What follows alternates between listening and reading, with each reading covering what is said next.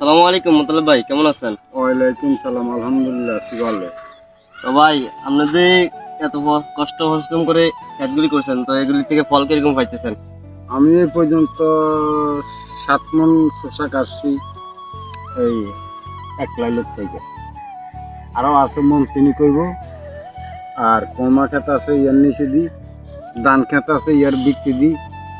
আমার মানে এক জমির ভিতরে 4টা ফলন লাগাই দিছি, একই জায়গার মধ্যে হইতেছে চায়নাগো সিস্টেমে। তো আপনার একটা শসা কিরকম হয়, কয় কেজি হয় এমনি? 1-1.5 কেজি হয়। 1-1.5 কেজি। এগুলি কেজি কত করে বেচেন? 40 টাকা 40 টাকা। পাইকারি, 40 টাকা, খুচরা 50 টাকা। খুচরা 50 টাকা।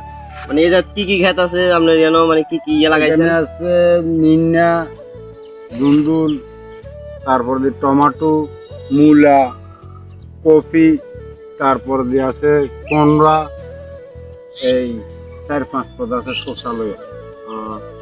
এমনি তো ভালোই হয়েছে নাকি? হ্যাঁ, ভালো ফসল হয়েছে। তারপরে যে নিচে ধান খেত আছে আবার, এটা ধানের উপরে করছি। তো আমিও ভিডিও লইছি, ইয়ার পর আপনাদের ভিডিওটা দেখামু। ইয়ার আগে আসিল আরো অনেক বেশি আসিল, সেই সময় আমি আসতে পারি নাই, আপনাদেরকে দেখাইতে পারি নাই। তো আমি তাও মোটামুটি কিছু ভিডিও করছি, তো আপনাদেরকে ভিডিওগুলি দেখাবো। আর ভিডিওগুলি ভালো লাগলে একটা শেয়ার করে দিবেন।